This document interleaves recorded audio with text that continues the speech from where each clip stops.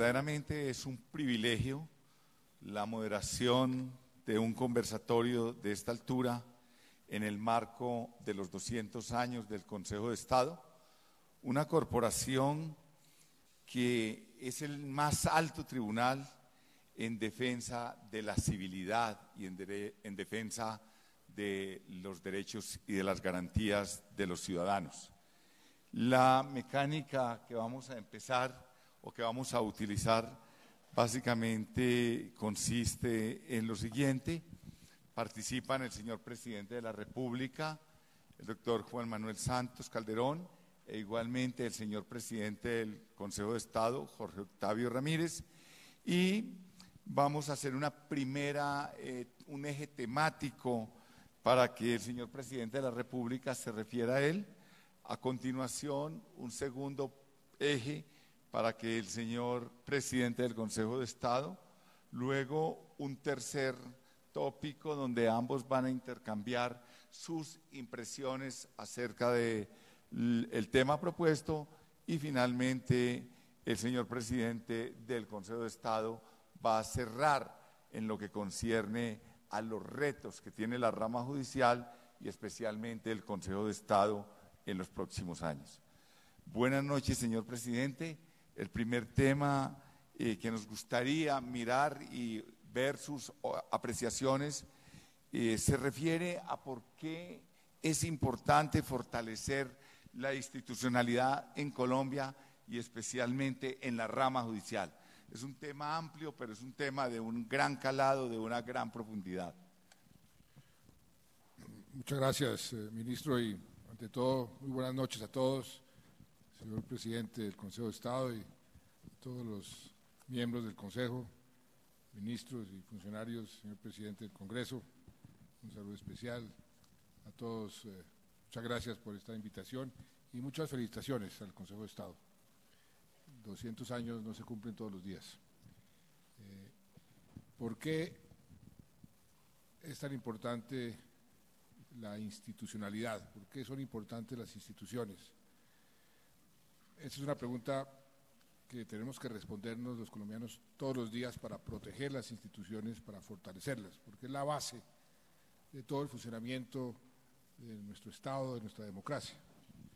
Las instituciones son las que hacen funcionar el engranaje democrático y el engranaje del Estado, y por eso cada vez hay que ver cómo podemos proteger las instituciones y fortalecerlas a través de las reformas que las vayan actualizando. Las instituciones tienen dos tipos de base. Yo no soy abogado, soy economista, y me gusta referirme respecto a las instituciones a un premio Nobel de Economía que se ganó el premio Nobel porque describía cómo era importante tener buenas instituciones para el progreso y el desarrollo de cualquier país. Y él las dividía en instituciones formales y en instituciones informales. Las formales son las que se crean a través de decretos, leyes, la propia Constitución o las constituciones, todo lo que está escrito que determina el comportamiento de una sociedad dentro de la democracia. Eso hay que irlo siempre actualizando y hay que irlo adaptando a las nuevas circunstancias. Las instituciones tienen que irse adaptando a las circunstancias para poder ser efectivas, para poder funcionar bien. Y él decía también, hay otras instituciones igualmente importantes que también determinan el comportamiento de una sociedad, de las personas dentro de esa sociedad, las instituciones informales. Y él se refería a todo aquello que determina el comportamiento de una persona o de una sociedad, pero que no está escrito, que es lo que se hereda de las costumbres, de lo que se aprende en el hogar, en el colegio, todo lo que tiene que ver con la cultura, eso es lo que él llama las instituciones informales. Y decía que esos dos grupos de instituciones, las formales y las informales, tienen que avanzar de la mano, no puede quedarse una rezagada frente a la otra, y por eso hay que atender bien la parte formal y la parte informal. ¿Y por qué tiene que funcionar en forma coordinada, pero también por qué hay que fortalecer permanentemente las instituciones? Porque son las que nos permiten solucionar los problemas de la sociedad. Las instituciones están diseñadas para cumplir una función dentro del Estado, dentro de la sociedad, y en la medida en que tengan credibilidad y tengan eficacia, esa sociedad va a tener mayor bienestar, va a poder vivir mejor, y por eso hay que estar permanentemente fortaleciendo esas instituciones y fortaleciendo lo que componen las instituciones, que al fin y al cabo son personas también, y ahí la importancia de lo informal. ¿Y por qué una institución como la justicia en este momento en Colombia hay que fortalecerla? Pues por razones obvias, porque primero, en este momento de nuestra historia, donde estamos haciendo un tránsito hacia un país en paz, 53 años de guerra con las FARC, y estamos haciendo una transición hacia la paz. Todas las transiciones son difíciles, todos los cambios son complicados en el sentido de que la gente muchas veces se demora en asimilar los cambios. Lo estamos viendo, esta transición hacia la paz, que muchos creían que iba a ser fácil, lo advertimos hace mucho tiempo, iba a ser muy difícil, y que va a ser casi tan difícil o más difícil que la propia negociación de los acuerdos. Y esa transición hacia la paz, el componente de justicia es un componente indispensable, porque no puede haber paz sin justicia. Y ese es el lema, además, de la Organización Mundial del Trabajo, la OIT, la Organización Internacional del Trabajo. Cuando llega uno al edificio dice el lema: no puede haber paz sin justicia. Entonces, tenemos que hacer un gran esfuerzo en este momento los colombianos para que la justicia brille y tenga toda la fortaleza y la credibilidad para que pueda administrar justicia y ser tal vez la institución más importante en esta transición hacia la paz. Lo que ha sucedido últimamente nos refuerza ese mensaje de la necesidad de fortalecer la institución de la justicia. Y aquí yo quiero repetir algo que he dicho en sendas ocasiones: hay que tener mucho cuidado de no perjudicar la institución, de no debilitar y vulnerar la institución, simplemente porque algunos miembros de la institución pueden haberse equivocado o pueden haber cometido errores. Hay la tendencia a acabar con las instituciones o con la institución que esté, que tenga alguna dificultad, algún problema. Es un error graso. Las instituciones, ahí siempre es que tratar de mejorarlas, fortalecerlas y corregir los errores que estén cometiendo algunos de los que componen esa institución. Yo recuerdo una famosa frase del expresidente Alberto Lleras cuando le dijeron que había que reformar la OEA, que qué estaba haciendo la OEA y que por qué la OEA hacía esto y no hacía aquello. Entonces la OEA hace lo que sus miembros quieren que haga. Esa es la línea rectora de esa institución que se creó, que se llama la OEA. Eso lo traigo a colación simplemente para decir que en el caso de la justicia, todos creemos, o creo yo, que todos tenemos una visión compartida sobre qué debemos hacer con la justicia, una justicia más cercana al ciudadano, una justicia más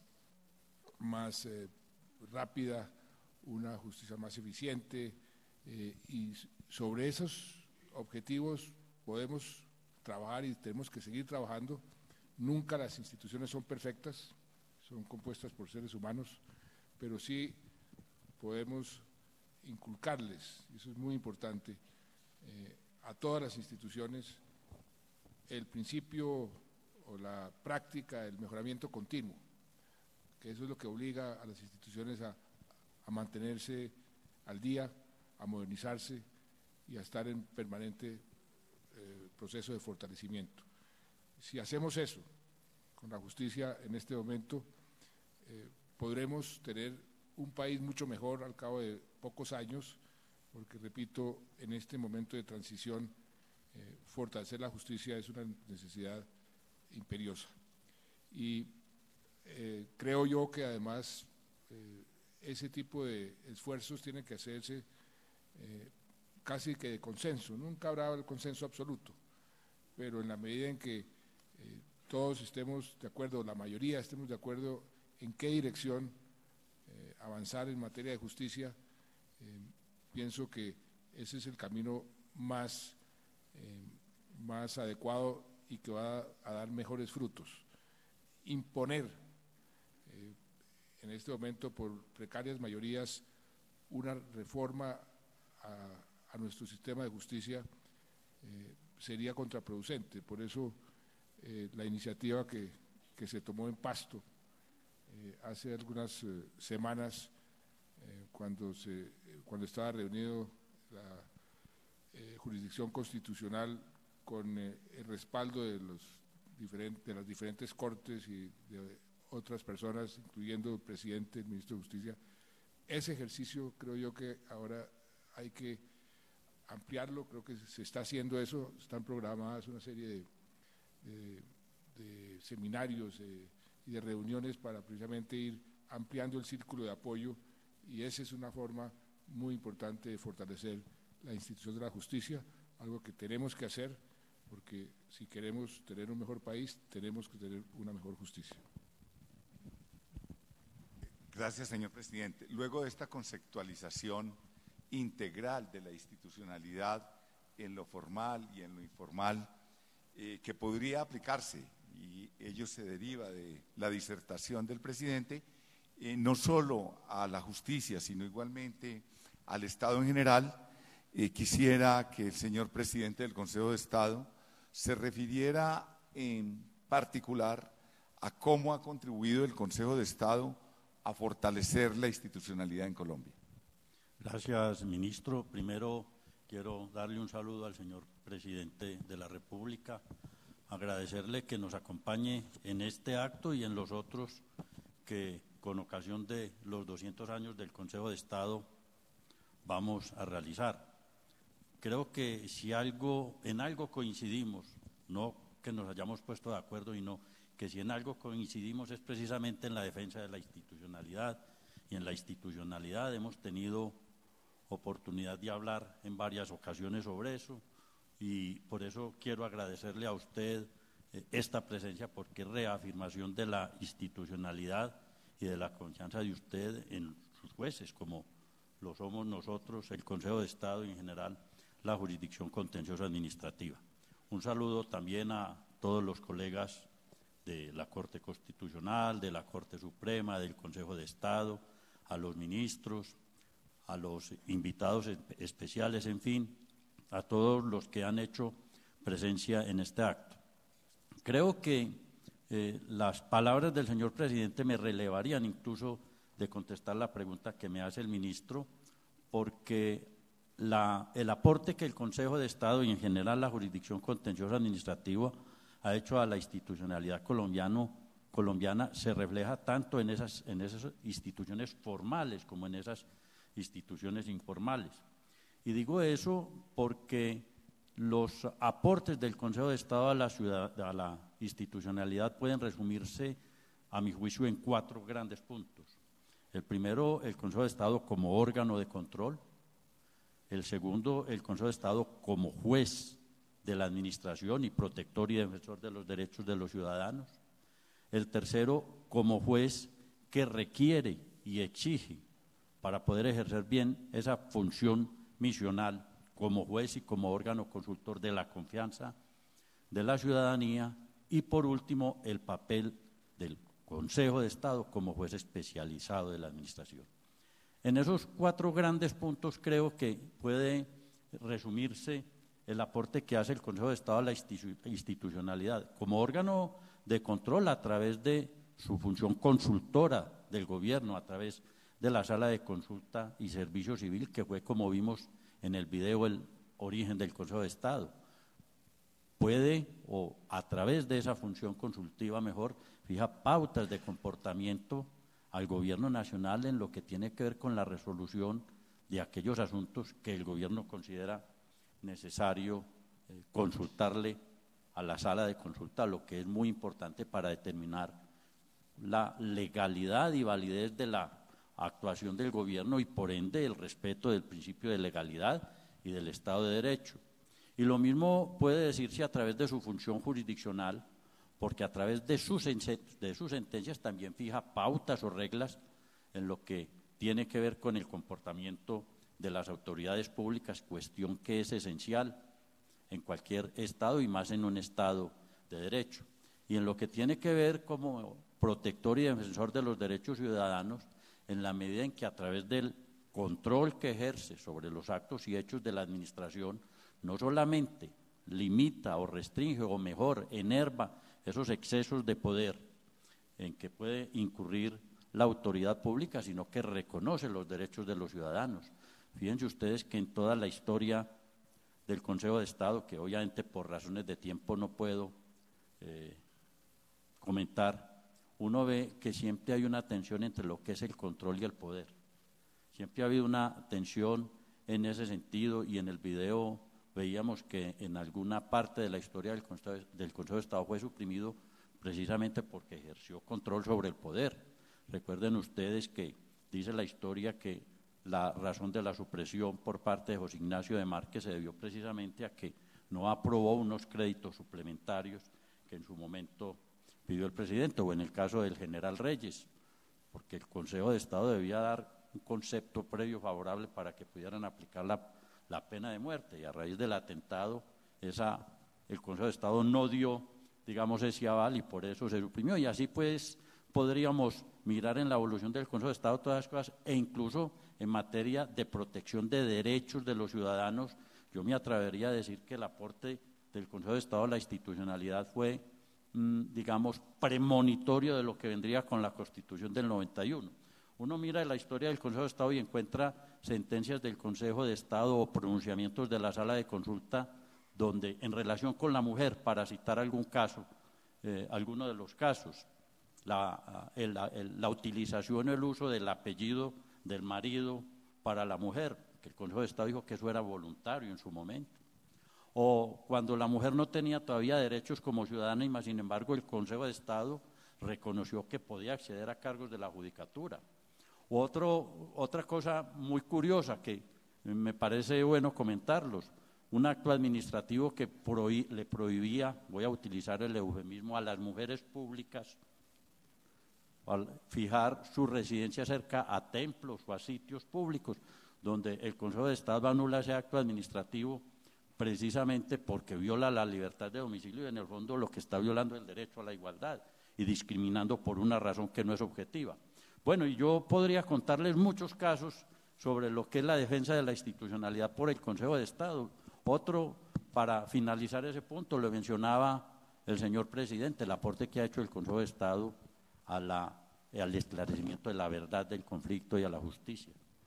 Ustedes recuerdan materia de ejecuciones extrajudiciales, de desaparecidos, del incendio del Palacio de Justicia, incluso mucho más allá el incendio del siglo en su momento, de la muerte de Efraín González, donde uno podría decir que allí se podría avisorar ya la teoría del daño especial. Fue lícita la actuación de la fuerza pública, pero causó daño a las propiedades. Bueno, la muerte de los estudiantes en la época de Rojas Pinilla, en fin. Fíjense, verá lo importante que ha sido el aporte del Consejo de Estado a esa institucionalidad en la medida en que ha reconocido derechos de los ciudadanos y ha fijado reglas de comportamiento a la administración pública. Y un punto que me parece muy importante en relación con la institucionalidad es el propósito que el Consejo de Estado se ha fijado siempre de recuperar la confianza del ciudadano en sus jueces.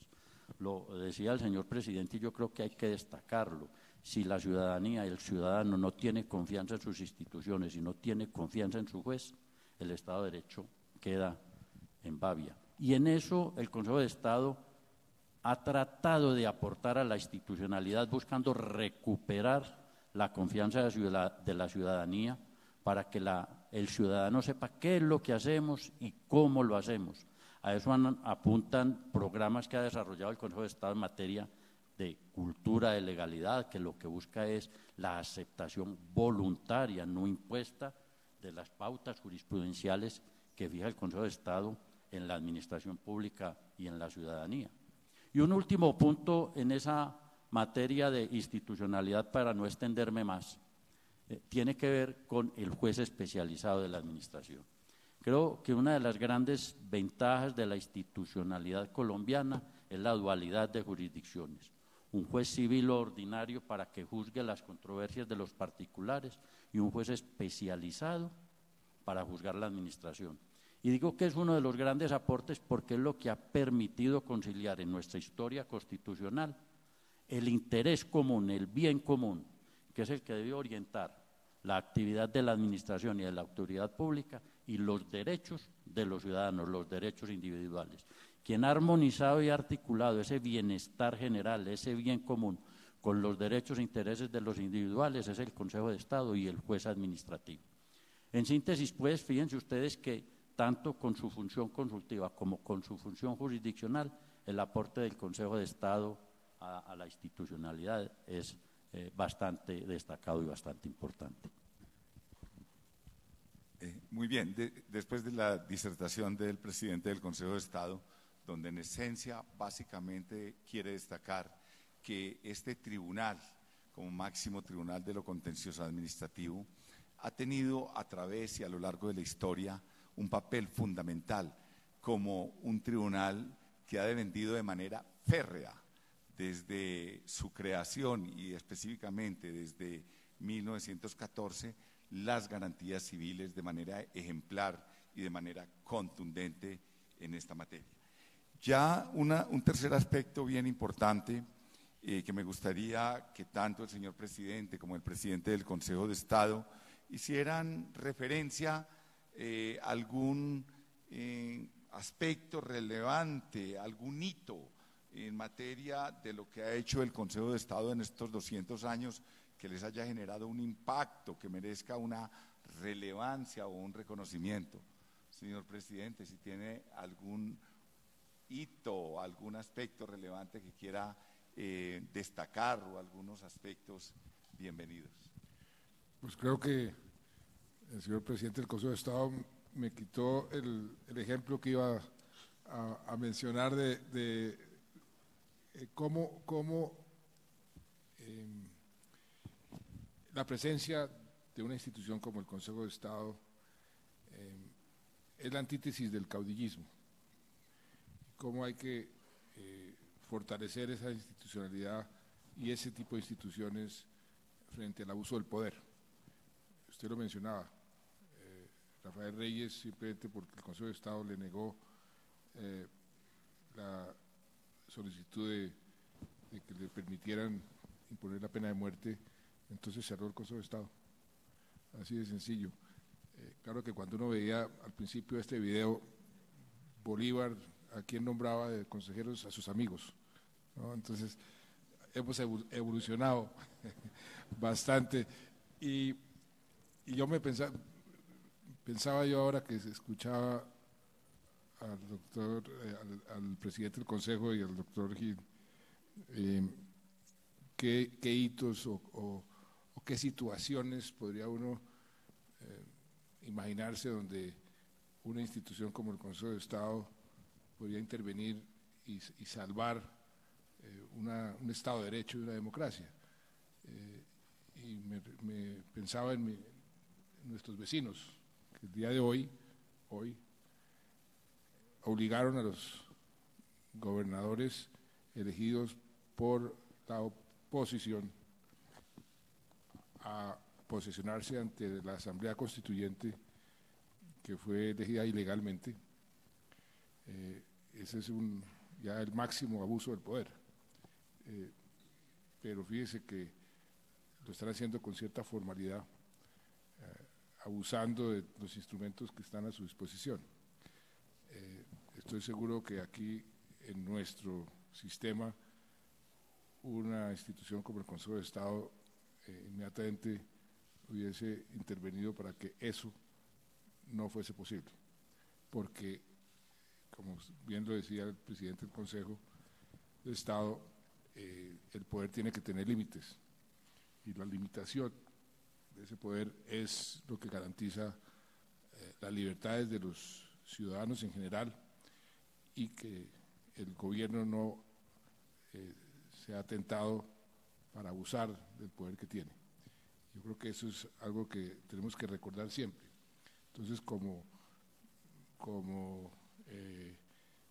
digamos, corolario transversal del comportamiento del Consejo de Estado, que yo considero que es lo más importante, es ese, estar permanentemente vigilante, por un lado aconsejando al gobierno para hacer las cosas bien dentro del Estado de Derecho, pero al mismo tiempo recordándole, ojo, usted no puede pasar esta línea, ni esta otra, ni esta otra, y eso es lo que mantiene ese equilibrio entre los poderes, que como todos sabemos es la base del funcionamiento de una buena democracia.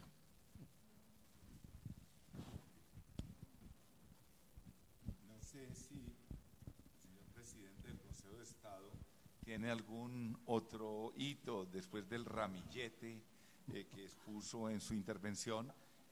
¿Tiene algún aspecto que quiera destacar por su trascendencia dentro de lo que es la institucionalidad o dentro de lo que es la defensa de las garantías civiles?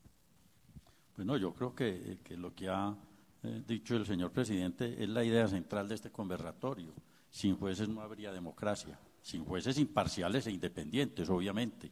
Y yo creo que eso es lo que marca la diferencia de Colombia con otros países. No me quiero referir más a eso, pero si algo nos puede distinguir a nosotros y si algo ha mantenido la institucionalidad es precisamente la existencia de esos jueces y el respeto de esos jueces. Porque creo decirlo sin duda alguna, o puedo decirlo sin duda alguna, que el papel del juez a veces puede ser problemático para la administración, pero podemos decir que en Colombia la institucionalidad, los poderes públicos han respetado las decisiones de los jueces, que eso es un aspecto muy importante para recordar en eso. Y creo que también es muy importante recordar lo siguiente, que en esa tensión entre control y poder, señor presidente, recuerden ustedes que en la Constitución del 91 se discutió mucho cuál debería ser el papel del Consejo de Estado, donde salió fortalecido. Fíjense que salió fortalecido para bien, en mi opinión, porque el papel del Consejo de Estado, tanto en la función consultiva como en la función jurisdiccional, adquirió, digamos, otras facetas, otras manifestaciones. Por ejemplo, en materia de función jurisdiccional, la asignación o la atribución de competencias en materia de protección de derechos e intereses colectivos al Consejo de Estado y a la jurisdicción contenciosa administrativa en general, creo que representó un hito en lo que es materia de control y en lo que es materia de protección de derechos colectivos. Y en eso yo creo que el Consejo de Estado ha hecho un gran aporte en lo que tiene que ver con la lucha anticorrupción, señor presidente, la defensa de derechos colectivos como el patrimonio público, la moralidad administrativa, la protección de bienes de uso público, recuperación de playas, de ejidos, en fin, se haría interminable una relación de todo lo que ha hecho el Consejo de Estado en esa materia y en materia de pérdida de investidura. Yo creo que esa figura, que es muy propia nuestra, permite que hoy en día los congresistas, los concejales y los diputados ajusten su conducta a unas reglas y a unas pautas que han sido fijadas fundamentalmente por la jurisprudencia del Consejo de Estado en lo que tiene que ver con un comportamiento probo, digno, correcto y ético de la función, que creo que es muy importante dentro del papel que debe cumplir el Consejo de Estado como juez en general de las autoridades públicas y protector de esos derechos e intereses colectivos. Y nos falta un recuerdo que no sería ya institucional, sino personal, en lo que tiene que ver con quien les habla en relación con el Consejo de Estado, que son los hechos del Palacio de Justicia, cosa que todos ustedes saben afectó fundamentalmente a la Corte, pero también al Consejo de Estado, y que genera en los que somos abogados y jueces recuerdos no muy gratos de lo ocurrido en esa ocasión. Eso diría yo en relación con esos recuerdos del Consejo de Estado durante esa época. Yo agregaría un punto sobre el papel del Consejo de Estado y lo que ha significado para nuestra democracia. Yo he sido toda mi vida un defensor de la libertad de expresión y el Consejo de Estado siempre ha sido un defensor de esa libertad de expresión, y eso es algo muy importante también para el funcionamiento de cualquier democracia. Claro que, como siempre, eso es muy controvertido, libertad absoluta o no, entonces ahí el juez tiene que estar, tiene que ser muy ponderado. Les cuento una anécdota que me pasó hace unos meses. Fui al grado de la universidad de mi hijo, que está aquí conmigo, en la Universidad de Virginia, y me llevaron a la casa donde vivía y se retiró uno de los padres de la Constitución norteamericana, Thomas Jefferson. Y la guía que nos tenían para mostrarnos la casa me dijo: presidente, le voy a mostrar unas citas de Thomas Jefferson que a usted había visto que yo había sido presidente de la Comisión de Libertad de Prensa de la Sociedad Interamericana de Prensa. Dijo: usted es un defensor de la libertad de prensa como lo era Thomas Jefferson.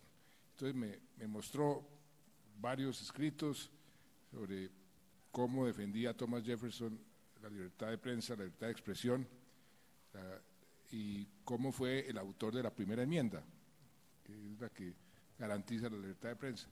Pero fue presidente durante 8 años y luego escribió, me mostraron los escritos, antes decía: no puede haber un buen gobierno sin absoluta libertad de prensa. Y después de ser presidente de 8 años, escribió: no puede haber un buen gobierno con absoluta libertad de prensa. Presidente, ¿y sabe una cosa? Ese es el equilibrio que hay que… Usted que habla de la libertad de expresión y de la libertad de enseñanza, ya que estamos recordando pronunciamientos del Consejo de Estado, hay 2 pronunciamientos en ese sentido, sobre la libertad de expresión frente al servidor público. Es decir, hasta dónde llega el derecho a la intimidad y lo que se puede decir frente al servidor público, que es, digamos, uno de los aspectos problemáticos en las relaciones jueces y servidores públicos y prensa. Y otro muy curioso sobre la libertad de enseñanza y la libertad de expresión. De los primeros años del Consejo, sacan un acto donde dicen que, acto administrativo donde dice que sancionan a los establecimientos educativos que no utilicen los manuales oficiales de instrucción pública. Y el Consejo de Estado anula precisamente ese acto administrativo porque viola la libertad de enseñanza y la libertad de expresión. Fíjese que por eso es que yo digo que el Consejo de Estado ha sido muy de avanzada en todas esas discusiones que no son, digamos, de hoy, son de toda la vida, porque esa relación entre poder, prensa y juez es una relación que siempre ha generado, digamos, problemas o debates. Muy bien, ese tema tan importante, la libertad de expresión, inclusive implica que la única relatoría que tenía la Comisión Interamericana de Derechos Humanos hasta el año pasado, que cumplió 20 años, era la relatoría de libertad de expresión. El año pasado se incorporó otra, que es la de derechos sociales, económicos y culturales, pero eso es la importancia del tema. Y esta última pregunta, o este último tema que es muy importante, quiero hacérselo en primer lugar al señor presidente del Consejo de Estado y luego una analógica al señor presidente de la República. ¿Cuáles son los retos que tiene el Consejo de Estado en los próximos años, doctor Jorge Octavio? Bueno, No, yo creo que el reto del Consejo de Estado, yo lo podría resumir en una frase, recuperar la confianza de la ciudadanía. Y para recuperar la confianza de la ciudadanía, yo creo que los retos del Consejo de Estado están dirigidos a 3 actividades. La primera, la que venimos desarrollando en relación con la transparencia y la rendición de cuentas. Creo que como Consejo de Estado y como jueces nos debemos a la ciudadanía y al escrutinio público. Y a eso apuntan, yo creo que todos ustedes lo han visto, todos estos programas de cultura de legalidad, transparencia, rendición de cuentas como jueces y la publicidad de nuestras actuaciones, de nuestras conductas y de nuestras decisiones. En eso el Consejo de Estado tiene un reto y creo que lo hemos venido abordando a través de la adopción de buenas prácticas, de reforma al reglamento, de la Comisión de Transparencia, de una actividad pedagógica con los tribunales administrativos y con los jueces, para generar en toda nuestra jurisdicción y en todos nuestros jueces una idea de que la independencia judicial no excluye la rendición de cuentas, porque nos debemos es al ciudadano. Digamos que ese sería nuestro primer reto. El segundo reto apunta a otro factor que indudablemente afecta la confianza del ciudadano en el juez, que es la prontitud de nuestras decisiones. Y en eso venimos adelantando, digamos, varias actividades. Primero, a través de ajustes normativos, porque creemos que la Ley 1437, en la cual usted, señor presidente, digamos, tuvo una participación tan activa, que en eso es necesario hacer algunos ajustes normativos para garantizar que la sustanciación de los procesos sea fluida, ágil, efectiva y económica. Ese es un aspecto inicial. Y además en la adopción de buenas prácticas en lo que tiene que ver con la gestión misional que adelanta el Consejo de Estado, tanto consultiva como la función jurisdiccional. Por eso nos hemos comprometido en programas de mejoramiento y en certificaciones de calidad con la intención no de obtener simplemente la certificación por obtenerla, sino que efectivamente adoptemos prácticas, buenas prácticas administrativas que contribuyan a mejorar esa actividad misional. Y creo que el último reto sería el que tiene que ver con la reforma a la justicia. Usted, señor presidente, conoce nuestras preocupaciones, las hemos compartido, creemos que eso nos obliga a una reflexión seria, prudente, ponderada, buscando precisamente que esa reforma a la justicia que todos pedimos se pueda adelantar y llegue a feliz término. A corto plazo venimos trabajando sobre 2 ideas muy concretas, que es la supresión de las facultades electorales y la revisión o estudio del modelo de control de la conducta de las altas cortes. Nosotros creemos que es necesario un modelo de control eficaz, efectivo y ajustado a la Constitución. Por eso siempre hemos dicho que lo importante allí es determinar qué es lo que tenemos que modificar, qué es lo que tenemos que regular y después mirar el cómo para evitar que decisiones apresuradas en ese cómo puedan llevarnos a un nuevo fracaso. Usted sabe, le hemos compartido la idea de unos proyectos de ley en materia disciplinaria, en materia ética, etcétera, que permitirían, digamos, a corto y a mediano plazo una solución efectiva de control sin perjuicio de que se estudie la posibilidad de una reforma constitucional, pero siempre bajo la idea de que ese modelo de control y esas reformas deben respetar las normas constitucionales y las pautas que sobre esa materia ha fijado la jurisprudencia constitucional y en general los pronunciamientos de los jueces. Creo que en esos 3 puntos podríamos resumir los retos que debe afrontar el Consejo de Estado y en general la rama jurisdiccional hacia el futuro. Muy bien, vemos cómo bajo el tamiz del análisis del Consejo de Estado podemos hacer un análisis, como lo han indicado tanto el señor presidente e igualmente el presidente del Consejo de Estado, un análisis de la rama judicial. Y para cerrar, me gustaría saber que el señor presidente, qué retos, qué expectativas se tiene en general frente a la rama judicial. Aquí ya se mencionó, el señor presidente lo mencionó, recuperar la confianza. Ninguna institución de la justicia o de cualquier otro sector funciona si no tiene la confianza y la legitimidad que la ciudadanía le otorga. Eso es una condición indispensable para poder funcionar bien. Eso es sentido común. Si la gente no cree en su justicia o en las instituciones de la justicia, no acude a ella. Y si no acude a ella, entonces la justicia pierde su razón de ser. Entonces yo diría que ese es el reto más importante, cómo se recupera esa legitimidad o esa credibilidad, simplemente haciendo lo que le corresponde. Toda institución tiene su razón de ser, sus objetivos, y en el caso del Consejo de Estado y la justicia en general, pero el Consejo de Estado en particular, guardián de la legalidad y guardián de los derechos y las libertades de los ciudadanos. Mantener ese norte y hacer todo para lograr cumplir con ese objetivo es la forma de recuperar la credibilidad.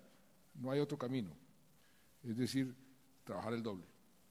Y yo estoy también totalmente de acuerdo que una de las equivocaciones que creo que ha influido muchísimo en los acontecimientos de los últimos tiempos es haberle otorgado a las Cortes esa facultad electoral de ciertos funcionarios, en cierta forma, como dicen, haber politizado ciertas decisiones de las Cortes. Yo creo que ahí podemos recoger velas y concentrarse en su razón de ser, que es la más importante, porque, entre otras cosas, el Estado se creó para, entre sus labores más importantes, impartir justicia. Podemos sacar como conclusión de este agradable conversatorio, ya en la parte final, cómo no solamente a través del análisis, la ponderación y el reconocimiento al Consejo de Estado, sino a través de ese análisis todo lo que es el entramado de la rama judicial y de la justicia. Y podríamos señalar, como se ha concluido en otras palabras, que realmente si una sociedad no confía en sus jueces, la democracia peligra. Asimismo, podemos señalar y concluir o tener como corolario que un poder judicial fuerte garantiza un gobierno fuerte. Les agradecemos la asistencia a todos los magistrados, a todos los representantes e igualmente a todos los asistentes por haber participado de este conversatorio, que es un abrebocas para lo que viene con motivo de la celebración de los 200 años del Consejo de Estado. Buenas noches.